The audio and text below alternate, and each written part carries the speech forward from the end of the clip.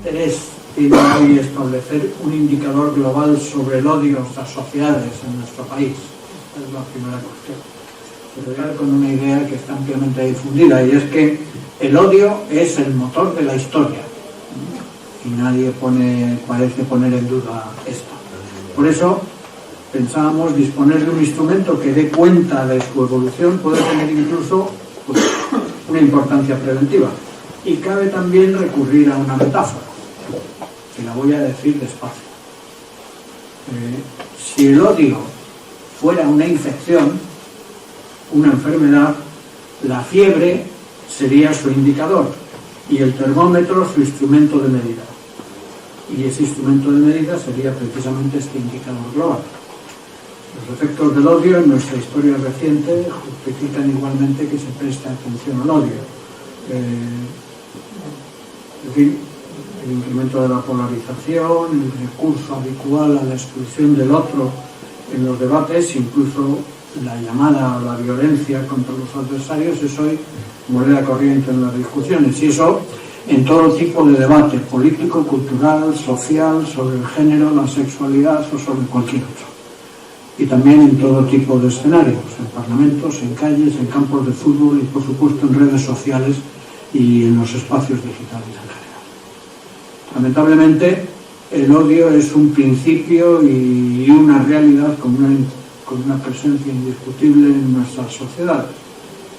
Esto por lo que se refiere al odio. Vayamos ahora a los escenarios digitales, la segunda parte del título de esta intervención. Una vez construida y consolidada la aldea global, nos encontramos con una ciudad sin límites, habitamos una ciudad sin límites en la que se entrelaza lo real con lo virtual, lo analógico con lo digital, la enormidad de las dimensiones con la cercanía de lo original, la multiplicación de los polos de identidad posibles, todas y cada una de esas cosas distintas que podemos y queremos ser, a la vez con la despersonalización en las relaciones. En esta complejidad, lo físico, lo presencial, ha dejado de ser el único cauce que puede romperse para convertir todo en un caos. En nuestra ciudad, en nuestra aldea global, el caos no depende solo de un tsunami físicamente hablando. Más bien, se percibe progresivamente el protagonismo desencadenante de lo virtual y de su capacidad de arrastrar de manera irremisible a los elementos de carácter social y material en los nuevos torrentes que alimenta el odio, así hasta llegar a sus expresiones máximas, la liquidación de ese monigote que habitualmente es lo que representa lo execrable en el mundo virtual y que las multitudes o los individuos concretos confunden inevitablemente con instituciones y con personas concretas, reales, existentes. No descubro nada nuevo, y menos a quienes me escuchan, si afirmo que el escenario digital actual se ha convertido en un espacio en el que los usuarios son también actores, son también agentes, expresan sus pensamientos y sus sentimientos sin apenas trabas de ningún tipo y sobre cualquier tema. Precisamente esa característica justifica nuestra opción de situar ese indicador global del odio en el escenario digital, en los escenarios digitales, si se quiere. Por otra parte, no es una originalidad. De hecho, esta opción la comparte la práctica totalidad de los académicos que investigamos estas expresiones de odio o expresiones tendentes o favorecedoras de la extensión de odio, los discursos de los usuarios. Este punto es de interés porque el escenario digital se entiende aquí como un trasunto de lo social, del real, no como una matrix independiente y ajena que funciona por su cuenta, ¿no? Y precisamente por eso entendemos que estas expresiones tendentes al odio, que expresan odio, constituyen un buen indicador acerca del mismo odio. Las expresiones de odio en el mundo digital no son actos de odio en su sentido social y fáctico, físico, aunque tienen una carga de odio real. Esa carga es tan grande que se puede, esperamos, apreciar, valorar y quizá cuantificar y medir ese odio de carácter general. Es decir, hemos escogido un escenario en el cual medir una infección, en el cual, para hablar de algún modo, valorar la fiebre que se produciría en esos escenarios. Los discursos del odio, las expresiones de odio son, por tanto, repito, un indicador adecuado para valorar la presencia del odio en la sociedad. Y por volver a la primera metáfora, tenemos la fiebre y sabemos que indica infección. El segundo paso es cómo localizarla, cómo medirla, cuáles son sus dimensiones y sus escalas. Hemos optado por la localización y el análisis, y lo reitero, de estas expresiones en el escenario digital. Más aún, para hacer asequible este trabajo nos hemos limitado a la prensa digital, en sus tres formulaciones más importantes, la que aparece en las páginas web correspondientes de cada medio y en sus versiones en Facebook y en Twitter, bueno, en X ahora. Caben otras soluciones, existen repertorios y existen corpus amplios que acumulan textos que se podrían analizar. Se puede hacer, no hay ningún problema. Nuestra opción por la prensa se debe a que nos permitirá establecer series cronológicas y, por lo tanto, establecer tendencias, ver tendencias que nos pueden decir algo más que retratos estáticos sobre una realidad, que también son útiles, pero no son nuestro objetivo. Pero bueno, una cosa es que queramos hacer esto y otra cosa es cómo se hace esto. El primer problema que presenta nuestro objetivo es que, primero, no hay aún una unanimidad en la academia en definir qué es una expresión de odio. El concepto, que tiene condicionamientos legales, de contexto y de hecho, en los escenarios digitales es frecuente que los académicos utilicemos la etiqueta de expresiones de odio o discursos de odio para referirnos a cosas que son afines pero que no son iguales.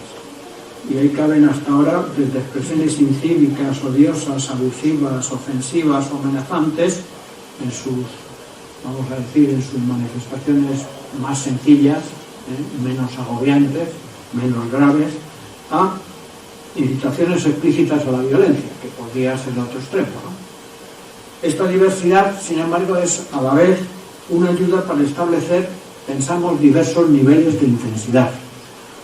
Porque si queremos medir, no basta con decir el fenómeno se da o no se da. Una primera aproximación es decir en qué medida se da, y eso hace referencia a la intensidad del odio. Y esta diversidad a la que me he referido tiene interés sobre todo porque constituye una posible escala para, vamos a decirlo así, para medir la intensidad de los discursos del odio. Bien entendido que es una escala no de lo mismo según un más y un menos, ¿no?, sino que nos referimos a cosas distintas. Tenemos una escala con cosas distintas. Por decirlo de manera sencilla. 1 millón de insultos no acaban por acumulación constituyendo una incitación a la violencia. ¿Queda claro? Por lo tanto, nuestra clasificación de las intensidades de odio no hace referencia a una acumulación que acaba cambiando cualitativamente. Por decirlo de algún modo, nosotros no estamos ante una escala continua según un más y un menos, no estamos ante una regla, sino que estamos ante un armario con cajones distintos, en el que caben formas de odiar diferentes. Y esas intensidades a las que nos vamos a referir son cualificaciones, y perdónese la repetición, cualitativas del odio. Bien, el conjunto de las expresiones de odio publicadas en los medios digitales y también tienen otro punto de diversidad. No solo, digamos, hay una cualificación diferente de las formas de odiar, sino que también se odia a cosas distintas, que es otro asunto que también interesa destacar cuando se quiere hablar de odio. Las La propia bibliografía pues, nos presenta estudios diferenciados sobre discursos de odio de carácter racial, por nacionalidades, ideológicos, sexuales, éticos, étnicos o de otro estilo. Y por lo tanto es una realidad que se odia en la práctica a cosas distintas. Y los académicos, de hecho, hemos centrado en buena parte nuestros trabajos, vamos a llamarlo así, en odios específicos, no en odio general.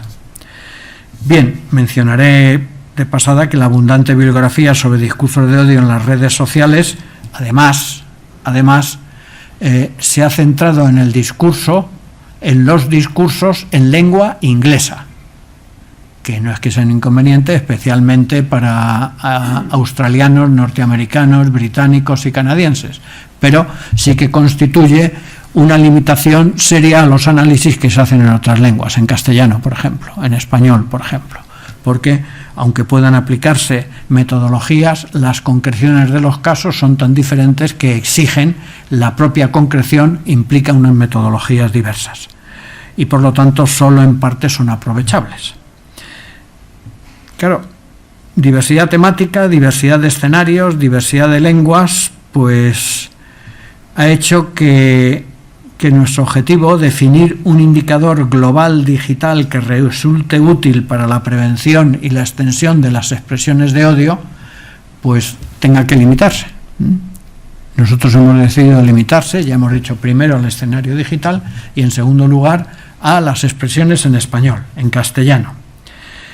Bien, y en esta tarea es preciso valorar también después el peso relativo que cada una de estas variables tiene en la concreción de ese indicador de carácter general. Por ejemplo, ¿pesa lo mismo el texto de un periodista que el de un lector que añade un comentario en un debate que se genera? ¿Pesa igual en la confección, vamos a hablar así, de la opinión pública de odio? Otra dificultad al ofrecer un indicador general de odio: ¿es más importante una expresión de odio misógina que una ideológica? ¿Qué fomenta más el odio, una u otra? Y si atendemos a la intensidad de odio que manifiestan estos discursos, ¿qué influyen más? ¿1000 comentarios de baja intensidad o 100 de alta intensidad? Y más aún, ¿cuál tendría mayor repercusión social traducida en acciones discriminatorias que se produzcan realmente en las sociedades? Más en concreto, también los distintos medios informativos digitales actúan de formas más o menos activas o pasivas ante las intervenciones de los usuarios en los debates, tanto en sus versiones web como en sus versiones en las redes sociales. En fin, que hay todo un conjunto de variables que deberían valorarse en la estimación del peso en la construcción de los estados de opinión general sobre el estado de odio, que es a lo que debería atender este indicador global al que me estoy refiriendo. Pero en fin, tampoco sabemos si una noticia publicada en las redes sociales o en la web institucional de un periódico llega a más gente y de modo más intenso y permanente que la que se publica en las redes sociales. Primero, porque los propios profesionales afirman que los comentarios de las plataformas difieren en tono y en calidad de los que hacen ellos, digamos, en el medio concreto para el que trabajan. Y segundo, porque es relativamente frecuente que los usuarios acudan a la vez a varios escenarios. Es relativamente frecuente que se vea la versión en redes sociales, bien sea en X, bien sea en Facebook, y también la que ofrece el periódico. Y muchas veces es solo en función de los temas. No todos los temas interesan igual, ¿no? En fin, el escenario actual no facilita, digamos, la desagregación de los datos para hacer una valoración particular de cada uno. En vista de todo esto, dentro de nuestro proyecto optamos por hacer una consulta a expertos. Dijimos, bueno, de todas estas variables, ¿cómo abordar esto? Y decidimos hacer una primera aproximación. La encuesta de expertos se compuso de actores académicos, es decir, académicos que están investigando discursos del odio, personas que trabajan en entidades, en instituciones, tanto públicas como privadas, en el seguimiento de los indicadores de odio en sus diversas facetas, desde ONGs hasta el Ministerio del Interior, pasando por el de Asuntos Exteriores, y también periodistas profesionales y profesionales del mundo de la comunicación. Pensamos que una consulta a ellos les haría reflexionar y nos servirían sus reflexiones a nosotros para ello. Bien, es una investigación exploratoria y no tiene más importancia que enfrentar, digamos, a los protagonistas de la investigación o de la vida vinculados a los discursos del odio con esa realidad. No voy a detallar aquí las características de la encuesta porque se publicará pronto un artículo en un libro de Routledge sobre esto y voy a ir al resumen. El resumen es que se ha aplicado una encuesta online a una muestra aleatoria en la que han participado 199 personas y la muestra final incluyó un 39% de periodistas, un 29% de profesionales o representantes de organizaciones del tercer sector y un 32% de investigadores afiliados a instituciones educativas superiores en España, consejo o universidades españolas que han trabajado sobre discursos del odio, que tienen publicaciones sobre ello. La recolección de los datos se llevó a cabo entre febrero y abril de 2022. La primera cuestión era de carácter general, era preguntar a los expertos, ¿vosotros qué opináis? A la hora de hacer una valoración, ¿tiene más interés el acudir a fuentes externas o el recurrir a la experiencia propia? Es decir, ¿qué tiene más peso? El estudio a la hora de establecer el peso relativo de las cuestiones que se van a dar. ¿El estudio general de medios, por resumir, o la experiencia personal que tú o que las gentes de tu alrededor tenéis en esto? Un 42% consideró que la mejor fuente de valoración era la experiencia propia, lo cual hace que una mayoría del 58% estimara que era preciso atender a los informes del Estudio General de Medios, o Comscore, el informe IAB Spain u otros elaborados por entidades privadas, aunque sean más limitados, como Telefónica, Pew Research Center, incluso otros más especializados se mencionaron también. El conjunto de todos esos informes, piensan ellos, ayudaría eficazmente a establecer la relevancia de cada actor comunicativo en el escenario digital actual español, y desde eso ayudaría a situar, digamos, los dos grandes elementos de peso que se valoraban, ¿no? Las redes sociales, vamos a llamarlo así, o las versiones digitales de los medios.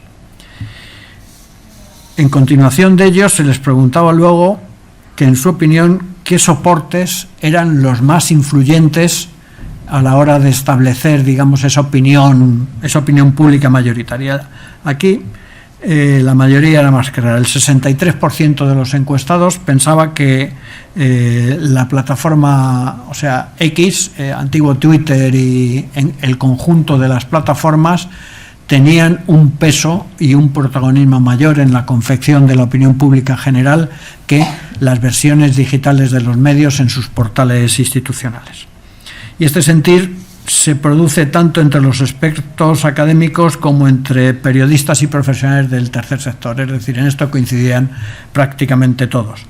El protagonismo que se reconoce, pues también por los comentarios que generan los usuarios y por las multiplicaciones en las redes sociales de los likes y de los retweets, y todo esto hacía que las redes se presentaran en la valoración de los expertos como más importantes.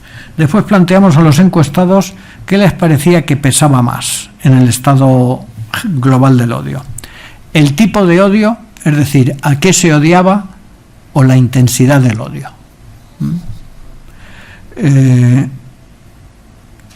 Solo el 58%, aquí las divisiones son 58 y 42%, no son algo significativas, pero no demasiado significativas.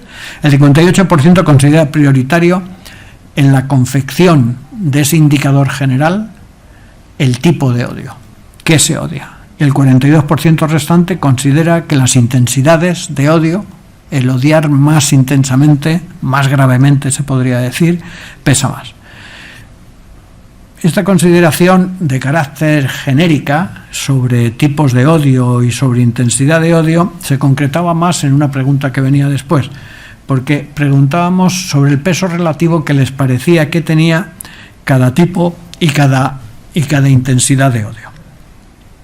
Por lo que se refiere a los tipos de odio, el orden de prioridad mostraba una clasificación en que los tipos de odio más influyentes, y habría que entender los que se consideran más graves, por tanto, para los encuestados serían primero las expresiones de odio xenófobas, un 20 sobre 100 puntos, racistas, 20% también, las sexuales, 19%, las misóginas, 17%, y las ideológicas, 15%. Entre las menos relevantes estarían las expresiones de odio religioso, que solo serían importantes para el 9% de los encuestados. Al atender a la importancia relativa de la intensidad del odio, los encuestados entienden que todas aquellas que estén más próximas a los delitos de violencia expresa o implícita son más importantes, especialmente, claro, hacia colectivos sociales vulnerables. Las más importantes serían las que incitan o fueran amenazas explícitas. Esto por lo que se refiere a la intensidad. Y aquí se disparan un poquito más. El 25% considera que esto es lo que más pesa. Una amenaza explícita en las redes sociales tiene más peso que las que solo de manera indirecta, porque hay solo violencia verbal o aluden a expresiones abusivas o se atribuyen malas intenciones, que bajan mucho y se ponen en el orden de los 10 o de los 15. Es decir, si tuviéramos que establecer una escala, la intensidad 5, que sería la que lleva a expresiones que llamen a actuar con violencia física, serían las más graves y serían las que constituirían el elemento más destacado a la hora de elaborar este dato. En fin, estos datos remarcan la necesidad de, nos parece, más que la importancia de los datos en sí, lo que nos parece que tiene interés de esta iniciativa es subrayar la importancia de utilizar fuentes diversas para comprender mejor el valor de este tipo de expresiones de odio, que la academia ha centrado muchas veces en análisis lingüísticos, eliminando en parte el contexto, ¿no? Entonces nos parece que esa diversidad de puntos de vista es clave para establecer indicadores fiables que asuman la complejidad que tienen estas expresiones. Esta intervención mía, como ven, es la intervención de la cantidad de problemas que tenemos que resolver. Y por ahora no hemos resuelto algunos, sí, pero mañana hablará de eso Elías, pero no hemos resuelto, nos faltan problemas serios que resolver, ¿no? Y tenemos más una vía de solución que una solución definitiva, quiero adelantarlo, ¿no? Los propios encuestados reconocen el mayor peso de las versiones en redes sociales de los medios y consideran además que esa diferencia crecerá. Este asunto para nosotros tiene importancia porque coinciden en esto académicos, profesionales y personas que trabajan en instituciones, ¿no? Es decir, el peso de las redes sociales en la confección de un estado general de la opinión pública va a ser cada vez más importante, por lo menos en lo que se refiere a las expresiones de odio. Las tipologías de odio y de la intensidad también nos sirven para confirmar que estamos en una buena vía. O sea, esa distinción es una distinción relevante y es una distinción que tiene importancia a la hora de elaborar ese indicador global. Más aún, el indicador global, sea cual sea, tendrá relevancia porque permitirá establecer una comparación con intensidades y con tipos de odio y establecer una jerarquización que ayude a tomar decisiones a las instituciones, que nos parece que es lo más interesante, porque este proyecto no es un proyecto meramente académico, es un proyecto también que está orientado a su sentido práctico, a la transferencia, a ofrecer información relevante a las instituciones, no solo a las políticas, pero también a las políticas para tomar medidas. Bien, tiene interés también porque el atender a tanto intensidades como a tipologías de odio permitiría establecer políticas y desarrollar posibilidades de difusión y diseminación, por lo menos de contranarrativas. Caben otras posibilidades también para amortiguar los efectos de los discursos del odio en las redes. Algunas aportaciones académicas últimas señalan que las contranarrativas tienen limitaciones porque suelen generar narrativas de signo contrario de manera más intensa. Pero bueno, habrá que buscar los puntos intermedios. Como todos, yo creo que todos los académicos sabemos que la solución de los discursos del odio no está en una pastilla. No hay una pastilla contra los discursos del odio. Hay toda una gama de recursos que hay que ordenar en el orden de la cultura, de los cambios de mentalidad, de la apertura a la racionalidad, de la limitación y de, vamos a llamarlo así, la racionalidad de lo emotivo y no la emotización de la racionalidad, es decir, no poner la racionalidad al servicio de las emociones, sino meter racionalidad en el ejercicio de las emociones, porque solo desde ese punto de vista cabe hablar, no ignorar, cabe evitar los que ya somos mayores.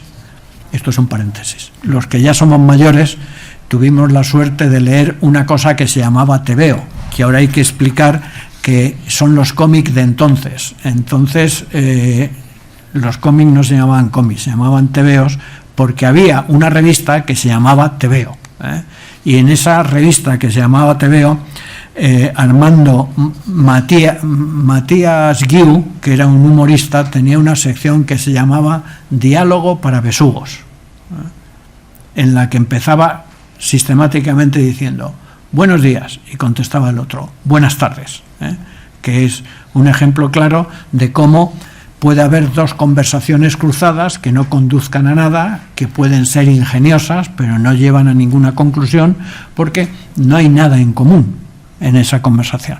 Y precisamente los discursos del odio se generan, crecen y se alimentan en situaciones de ese estilo, en el que las posturas, el buenos días y buenas tardes, están alimentados más por posturas previamente decididas, asumidas de manera emocional, que con la racionalidad de contrastar cualquier cosa. Bien, voy a cerrar ya, porque no he mirado el reloj, pero yo creo que no hay que abusar del público y me parece que lo que tiene interés está dicho. Pensamos que tomar en consideración las intensidades de odio y las tipologías de odio tiene interés para su prevención, porque permite actuaciones de manera más concreta y más ordenada y establecer políticas, en el sentido genérico del término, que ayuden a bajar la temperatura de los discursos del odio en las redes sociales. Nos parece que por lo que se refiere, en contra de lo que piensan la mayor parte de los encuestados, y es que las expresiones de odio más importantes y que deben tener más peso en un indicador general son las más intensas, nosotros pensamos que prestar atención a las menos intensas, siempre que se hable de tendencias, no de un dato concreto, sino de una tendencia, ayudará a prevenir, porque es precisamente en las manifestaciones menos intensas, en la medida en que vayan creciendo más, donde se pueden tomar medidas eficaces. Es más eficaz combatir cuestiones más suaves que problemas más graves y que afectan y que tienen ya implicaciones penales la mayor parte de las veces. Por lo tanto, también es importante señalar que en los primeros ensayos que hemos hecho, las primeras pruebas que hemos hecho de nuestro instrumento de medida, Hate Media, las expresiones menos intensas de odio son con mucho las más frecuentes y por lo tanto las que se pueden medir mejor y por lo tanto prevenir de forma más eficaz si se tienen en cuenta las tendencias. Por lo que se refiere a las expresiones, por lo que se refiere a las tipologías de odio, nos hemos encontrado también con un asunto que merece la pena destacar aquí y que, bueno, hay que premiar a los asistentes a una conferencia con alguna novedad. Les voy a lanzar una novedad. En los primeros ensayos que hemos hecho de nuestro odiómetro, vamos a llamarlo así, en las tipologías de odio, ocupa un lugar destacadísimo el odio de carácter ideológico. No es que sea un poco más amplio, es que 7 de cada 10 expresiones de odio son de odio ideológico, lo cual constituye una enormidad que ayuda a entender en la vida política en la que andamos metidos en este país también, ¿no? Pero que lo paradójico es que los académicos apenas hemos prestado atención al odio ideológico, y cuando uno revisa la bibliografía para hacer un estado de la cuestión, lo que se encuentra es que apenas hay estudios sobre el odio ideológico. No digo que los otros odios no sean importantes y que no haya que combatirlos, pero me parece también que este dato tiene interés. En fin, tenemos mucho trabajo por delante, pero ya se apuntan soluciones académicas y, como abordará mañana Elías Saiz, algunos resultados relevantes. Me parece que yo ya debo acabar aquí. Muchas gracias.